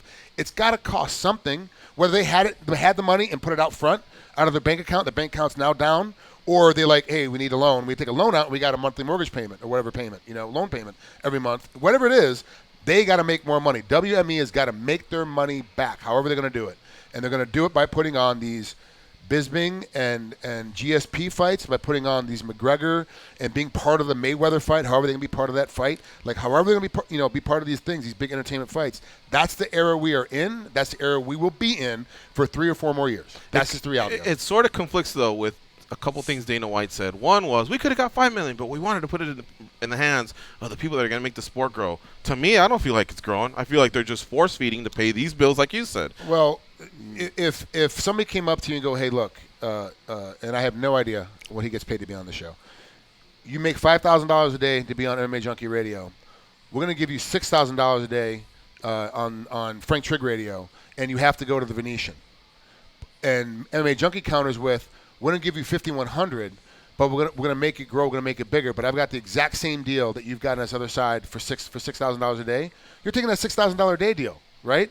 Why, if you could sell a company for $5 billion, would you not sell it for $5 billion and only sell it for 4.2 or whatever the hell it was? It makes no sense. There was something else going on in that deal where they were like, yes, we'll give you $5 billion for it, but you have to stay on, and then you only get. There's something that went on with Dana. Yeah. I'm just speculating. You have to stay on. And the Fertittas held on to a little bit too, as they should. Them fools. Hey, look, those fools hate Frank Lorenzo and Dana. Hate them. Doesn't make a difference. Watch how those guys do business. Follow their lead. Those guys know how to make money out of nothing, because when they bought the UFC, there was nothing involved with it. So the question is, did they leave it in the hands of someone that can really grow if we're getting these bullshit matches? Yeah, they can make it really grow. They can absolutely. I guess we just have to give them the time. Because the guy out front that wants to see T. Wood and Diaz is not the diehard fan. He's the fan that's the casual watcher. The casual watcher is going to watch that fight. The diehard fans are like, that fight is stupid. What is wrong with you? But the casual fan that may or may not, might have a party, might not have a party, might flip the channel, all of a sudden is all in on a Diaz fight, all in on a Conor fight, all in on a Bisping Why can't fight. we all be all in on? Why can't that fool out there Do you watch the Raiders? I know exactly why. Okay, that fan, Joe Blow, yeah, he hands us $60 like this. Here you go. We do it too, but we go, here. We still fucking do it. That's why they keep doing it. We still pay to watch these fights because we're junkies. We're addicted to this. We have to watch, and they know that. Yeah, and it's a profession. It's what we have to do. You don't think that as commentators, reporters in the sport, you guys don't have to watch every single fight no matter what? Yeah, we do. So I hate this fight. Go ahead, start it. You're like, okay, all right. I don't believe this fight should have happened. This is stupid. Okay, go ahead, start it. I'm not watching. Believe me. I would not pay $100 to watch Pacquiao Mayweather when they had the fight. Would not pay that money. Found somebody else that did and went to their house. That's just what happened. I watched the fight anyway. Did not care that the fight was happening. Still watched the fight. And that's what Brian is saying. So the question is, why didn't Zuffa, now WMG, IMG, whatever. ABC. Why didn't they make people care about Maia and Masvidal along the way? Why did we get to the point where we're like, no one cares about that. Let's get Diaz in there. There's a lot of factors involved. Charisma, ability to speak English, sellable fights, trash talk. There's entertainment value. There's a lot of factors. Okay, so Maia might not have any of that, but Masvidal's oozing a lot of that. The interview yesterday. Yeah, but he's got to get through. But he's getting ready to get through Maia. You know what I'm saying? So like they've got that set up. They can't push everybody. There's not enough time in the day to push. What do they got now? 350 people in the contract, men and women. Like I don't know what. No, they're closer to like 500. Okay, so there's not time to push 500 people every day. right? But they give you a platform to help yourself out. So if you want to Snapchat and Twitter and Instagram and Facebook, then they give you a platform to kind of make that happen and get all these numbers. Like you see some of these people now that are brand new to the UFC that you watch their numbers quadruple, and as soon as they make the announcement, they sign the UFC. Like people just start following UFC fighters. That's all they want to do is follow UFC fighters. They don't care who it is or what they've done. They're just going to follow them, so their numbers are going up on social network. But the UFC is not paying money to promote that person yet because what have they done? What have you done for me? Mm-hmm. I'm paying you a fair wage. I'm giving you a fair deal for what you're bringing me in to bring into the table. Give me 4 or 5 fights and let's see what happens. You're 5-0 in the UFC, and you're a pretty good-looking heavyweight, and you're from France where we're still illegal. How about you move to Vegas? I just think they have to be careful, though, because now you have ESPN, USA Today. You have people, educated sports figures like, like The Rock, football players, basketball players that it's like the sport's slowly validating itself, and they're still, doing, I don't know, man, they're doing stuff from like 10 years ago, moves from 10 years ago, when this is a business that sold for $4.2 billion, and, it should be more secure in its matchups. And you know what? Sorry, if it does suck that Maia won, then you know what? Let's just keep promoting Maia and hope he becomes a superstar. Well, that's also the reason why. Or whatever. Let's help turn him into a superstar. If he gets past Masvidal and he gets past Woodley, let's rally behind that. Isn't that the reason why everyone's trying to make these unions for these fighter unions things happen? Because one of the things they want to do is with the Muhammad Ali Act, especially, is forced that the rankings count. So now you have to you can't have numbered. I retired 3 years ago and I'm not ranked at all. Fighting for the championship belt when number one is sitting out there waiting to fight and healthy and ready to go. Mm-hmm. Like you have to have number one fight the champ if he's ready to go. If number one says no, and it's like I don't want to fight the champ or I'm not healthy, I'm not ready to go, then you can move down to 2, 3, 4, 5. But you got to use the ranking system. That's one of the reasons why all this stuff is starting to come to fruition is that they want this stuff to happen. But the reality of it is, WME knows. They know. We're gonna sit here and talk about it for 2 hours. But the reality of it is, when they sign that fight and that fight comes to fruition, I'm putting it on my damn calendar. I'm gonna get an alert the day before. I'm gonna buy the pay-per-view. That's what's going to happen. We're all going to do it. They're not trying to get us as fans. We're already fans. They need new fans. They need more fans. So that's why they're putting these entertainment fights together to get the new fan to come in and pay attention. I feel like the new fan had layers between them and reality, and now I think they have it at their fingertips. Mm-hmm. So yeah, you may fool them now, but eventually they may look at the product and go, "Fuck! At least WWE kept it real." Anyway, continue. What's the next one, Jason B? Al Iaquinta.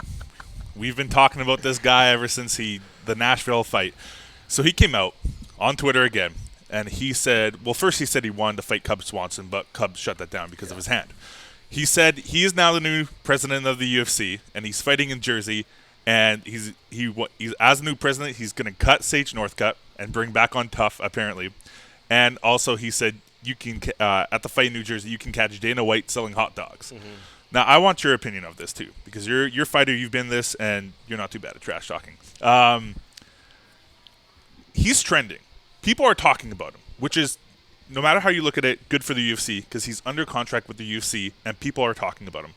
How can he generate this into making this a bigger star than he already is? How can he take this from being just a guy talking out his rear end and blabbing on? How can he use this towards pushing himself? Because if it's about entertainment, like we were just talking about, how can you use this to getting a title shot or something like that? You have to back it up, and that's the reason why Chael is the 2.0 version of Frank Trigg.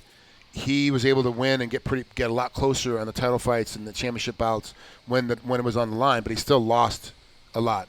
McGregor is 4.0. Trigg, give yourself some credit. You fought in world title fights. Yeah, but I still lost. I lost. You were that close to being huge. Yeah, I know. So then you go on to the Chael, or you go on to the McGregor.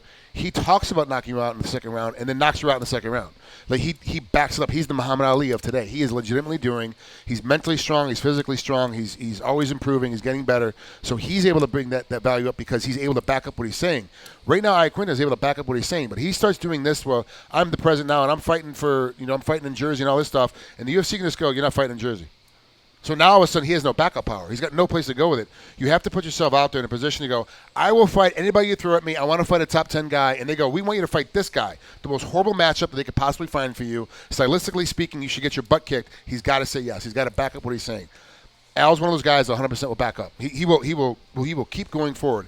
He's also in a very, very good position because financially he's selling very big houses for a lot of money. So he can tell the UFC, no, I don't want to do this fight, or no, I don't want to do it, because he's got the ability because he has money coming in. He makes He said it on his last fight. He made more money in his cut on the 2 houses he sold than he did on the fight he just fought. So he's like, yeah, I'm going to make more money. So if I don't get big money fights, what's the point of me fighting? I can make more money selling real estate. Who's his client, like Jay-Z and shit? No, he just He sells up in the real expensive areas. Yeah. Oh, the Hamptons, Yeah, Long he's Island. got Yeah, dude. big I think some house he sold was like $3 million plus. He just Damn. sold. It's like, it's crazy, and the people are like so happy. Oh my God, you did such a great job for us. We're getting ready to move in, and he's an amazing guy. He's like, yeah, I'm making money. Like, what are you guys gonna do for me? And I'm a draw, and I'm talking noise. Let's not forget, his main coach is Matt Serra, who is very close with Dana White. They got that, Hunt the Fighter, Find the Fighter, whatever that show is. Looking for a fight. That guy, that show, and it's an amazing show. It's great, right? They're close. So Al's running his mouth. There is some background game going on with this whole thing. Where Dana's like, Sam will be selling hot dogs. He's gonna be selling hot dogs next show. Say you don't like bald-headed guys. I hate bald-headed guys. It's just there's something going on there where they're like he's getting dictated to and making it happen because we're watching the trend happen. Anybody else would do something like that? They'd be like, I'm going to sit him for 8 months, and we're not going to talk to him, and we're not going to do anything for him. We don't want him at any of the appearances. We don't want him anywhere around us. And then you're just like all of a sudden you're shut out. And you're like, oh well, now what do I do? Well, you're out for 8 months, buddy. You enjoy your time on the bench. And Al's not getting that, so there's something going on with it where WME is liking it, they're loving it, and like you said earlier, hey, let's fire this guy. And somebody went, nope, hold on, look at that number. Look what's happening now with all of our demographics, and that's what's going to happen. I like Al's approach to it. I like what he's doing. Please back it up. Please back it up and show everybody I am the guy that I thought he was going to be 2 years ago. Like, be that guy now. I was like, this guy's going to be good. Like, I saw him MGM 2 years ago walking down. I was like, and I was telling Jill, I go, this guy's gonna be great. Like, this guy's gonna be a great fighter. You gotta watch him. And she started watching him. She's like, yeah, I really like his style, I like his game. But he wasn't talking then. Now he's talking. She's like, oh, did you see this? Did you see? Like, see? He's now that guy. So for sure. Jason B, you got more topics? Nope, that's it. We're good. Hit All 'em right, good stuff, man. We're Thank going you to take this break. You're listening to MMA Junkie Radio on SiriusXM, Rush 93. We're still open to take some calls, 866-522-2846. And there's a few more news items that we are going to discuss here because we're going to start to turn the page here on UFC 211. I know it's not this weekend. It's next weekend, but it's still too great of a card to ignore. So stay close. We'll be right back. Frank Trigg in the house.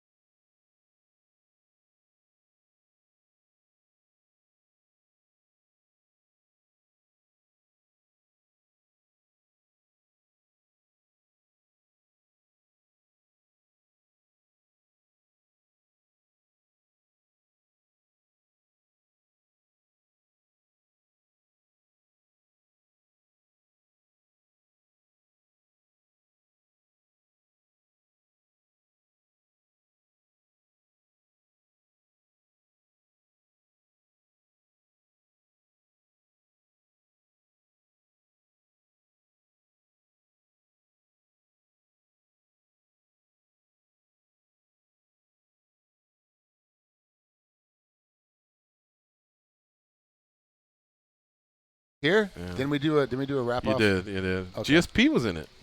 GSP was actually pretty good.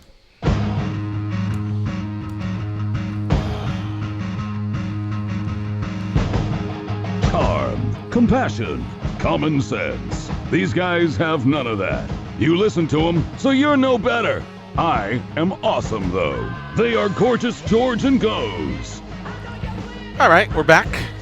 Heading down that home stretch. I was having a conversation with someone in the know. We were talking about Andrade and Jędrzejczyk. So that's the co-main event next Saturday, a week from this Saturday, at UFC 211 out in Dallas, Texas. I believe the dog has a chance. And I think Joanna J is a gangster. I think she's the #1 female in mixed martial arts just because Cyborg's kind of like just picking and, doing this and doing that. And whereas Joanna's ruling a division, defending a belt at a high level. I think Cyborg one day could get there if they figure that out. But anyway, for right now, I think Joanna took the baton from Ronda. And I don't think Amanda's done enough yet. I think she's been exciting in her last 2 fights for sure. Or maybe even going back to even all the way to when she beat Shevchenko the first time. But I really feel, I've been watching a little bit of Joanna, Jessica Andrade, that high pace, she throws a little wild, but sometimes those are some of the more dangerous strikers. And then, the grappling game's formidable. I think she has a shot to beat Joanna J. Anyone feeling me? Kind of feeling you, but I don't think she can keep the pace that she needs to beat Joanna. Mm-hmm. Really? Mm-hmm. Man, that last fight, I thought she had a pretty damn good gas tank. And, as much output as she had, I just couldn't believe she kept going. I thought she was this girl, too. I thought she was going to do Joanna's it. this girl. Straight up the middle. And I think she's going to taste a couple of those in the beginning and not going to be good. That nose is getting busted. Could be, yeah. How about you, Trigg? You think she has a chance? Yeah, because the women's division, like I said earlier, is still developing. It's still coming along. So, remember we had that girl Ronda Rousey that was crushing everybody, and now we've seen her on a decline. And then Joanna is amazing, and you're right, like she's absolutely amazing. But it's still going to get caught. I mean, remember Anderson Silva was amazing, and he fell off at some point too. So yeah, everyone. See, the problem with fighting is that everyone has a chance every single time they fight. Everyone's got a shot. You're an 8-1 underdog. I'm still got a shot, and all of a sudden these guys pay out. It's like, well, how did that happen? Well, because the guy, he's got a particular style, a particular pattern that's bad for the champ. So we'll see what happens. And those hooking, you're right. Joanna is straight down the pipe, bang, bang. She comes up straight. Everything's tight. Really good boxing. And then, I'm sorry, the other girl's Jessica, big hooking, heavy, hard hits, right? But they're hooking hits. They're easy to get around. They're easy to block. You see them coming. But it's 4-ounce gloves. You know what it reminds me of? Chuck Liddell versus Vanderlei Silva. Could be. Style-wise. Jason B., who do you think? You think she has a chance or no? I do. I think she's got to make it her fight. She can't stick on the outside and get popped all day by Joanna. That's not going to happen. If this goes the distance, I would have to give it to Joanna because we've seen Joanna go 5 rounds, keeping the same pace, non-stop all fight. And we've seen her opponents, like Claudia, after a certain, midway through round 3, they start gassing. That's where Joanna's like, okay, I'm keeping the same pace, and I'm in your face, not letting you breathe, popping you. I think she has to look for the takedown because I feel like that may be her best option. But like Trigg just said, 4-ounce gloves, man. If she lands one and can clip Joanna, anything can happen. Well, I want to get the chatter going early because next week's going to be huge. I guess we've just been waiting for a big monster card like this. With the matchups that it has 2 world titles at stake. It's got those #1 contender type fights.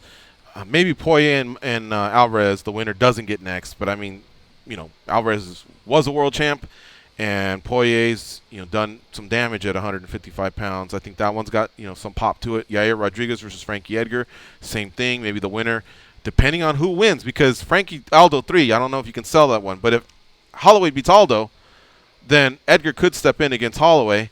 And if Aldo beats Holloway and Yair beats Frankie, then maybe you might see Yair step up against Aldo because Aldo hasn't beaten Yair. Aldo's beaten everybody but McGregor. Anyway, interesting stuff there. 866-522-2846. Let's go to our good friend, Will Trigg. What's up, Will? How you doing? Long time, brother. Hey, gentlemen. How are you? Good, and you? Not too bad. It's good to be stateside. I had to call in because I did see that other Trigg on your show today. Screw these assholes. How's my niece doing? Oh, she's great, fantastic. Just changed a diaper. So. It's only that first week diaper, so you're fine.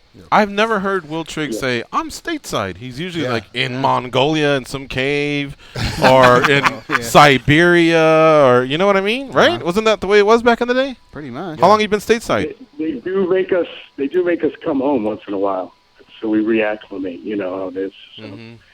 Well, we won't get into what he does, but let's just say he tells people he's a florist or something like that. Where are you stationed right now, Sarajevo? No, I'm in Pristina, Kosovo. Kosovo. It's one of them freaking countries I don't know anything about. I know. And when he's stateside, does he still have the house here in Vegas? The house is still here in Vegas, but he's in D.C. right now. Our big-ass family. Congrats, so, Will. Congrats. So I got his little niece. I'm actually, Jill and I are trying to get out to D.C. Before this side of the country, instead of me having to go all the way over there. You keep up with the sport, Will? Hope so, very soon. Of course, since you guys host an MMA show, I actually do have an MMA question for you. It's kind of in two parts. I'll try to make it not too long. I've been living overseas for a while, so I do notice one thing about the UFC. But a lot of people are watching this stuff at no cost. So that begs the question about the pricing model and how they're going to make more money as they expand. The other thing is, I paid attention to when the Fertittas sold. It's more than a year ago, I guess. And for me, these guys are such savvy businessmen that I figured if they sold the company, that they've expanded it to the maximum amount of profit they could make from it in an emerging market.